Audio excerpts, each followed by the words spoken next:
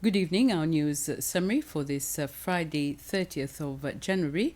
It is through various forms of art and poetry that some school students have expressed their feelings about the situation of slavery that occurred in the country many years ago. Their work is part of a competition based on slavery, which the museum previously organized for primary, secondary, and post secondary students. And now their work is being exhibited at the National History Museum to commemorate the National Day for the Abolition of Slavery, which falls on the 1st of February. Jennifer William, a museum assistant, says the exhibition is a way to promote the work of these students, which shows the country's history of slavery in a creative and educational way. The exhibition will go on until the 28th of next month, and for others who will not have the opportunity to see the exhibition, the National History Museum plans to put all the students' works together in a book, which will be launched next year and will be sold at the museum shop. This year, the National Day celebrations will be held on a larger scale as Seychelles marks the 50th anniversary of its independence. The military parade, which is the main event of the celebrations, will take place at Stade l'Unité instead of Victoria, as in previous years. This was announced this morning during a press conference held by the chairman of the National Day Celebrations Committee, Wallace Cosgrove. This year, we intend to commemorate this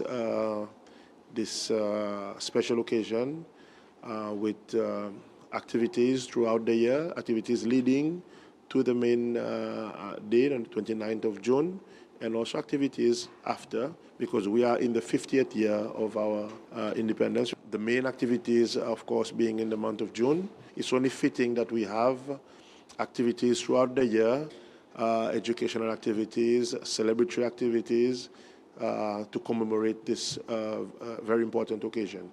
Some of the main highlights would be the military parade, the speech by the president, display, but also an expo, a business expo, and the horticultural show that would be conducted at the sports complex.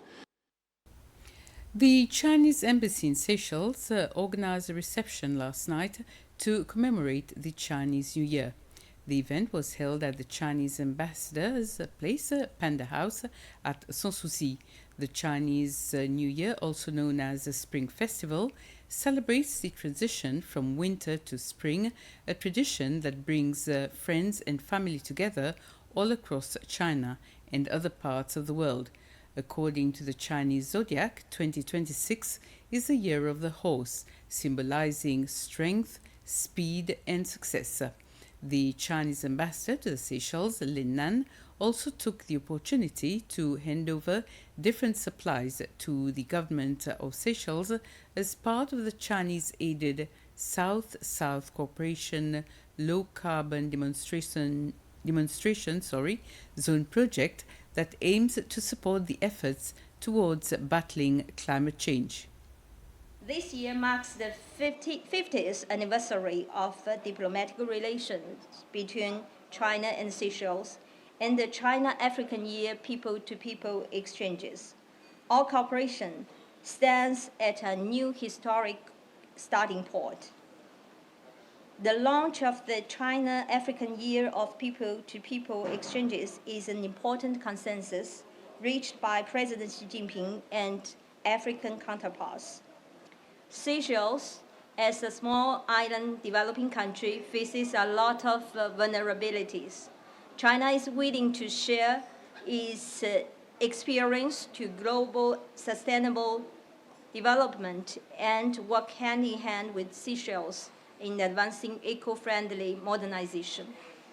The low-carbon demonstration zone project, including solar power generation facilities, energy-saving renovations in schools and other institutes, material assistance such as solar streetlights and electric mountain bikes, capacity building, among the other ways, will benefit Seychellois people with a particular focus on sectors that Seychelles prioritize, including education, tourism, and infrastructure. Students from Montfleury and Perseverance secondary schools, together with environmentalists, were able to plant several endemic plants in the Salazie forest at Sanssouci. The Salazie Reforestation Program is a project initiated by the British High Commissioner in 2020 as part of the Green Footprint campaign. The project has been carried out in collaboration with the Parks and Gardens Authority. The current British High Commissioner, Jeff Gleckin, says he supports the project that his predecessor started.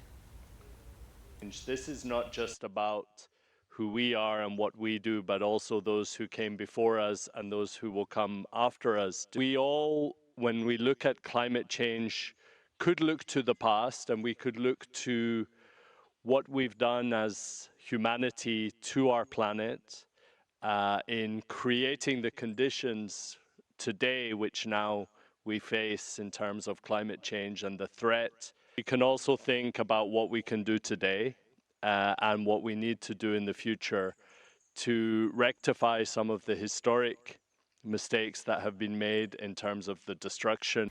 And with this, we come to the end of this news summary. We'll be back at 8 with the news in Creole. Have a very pleasant evening.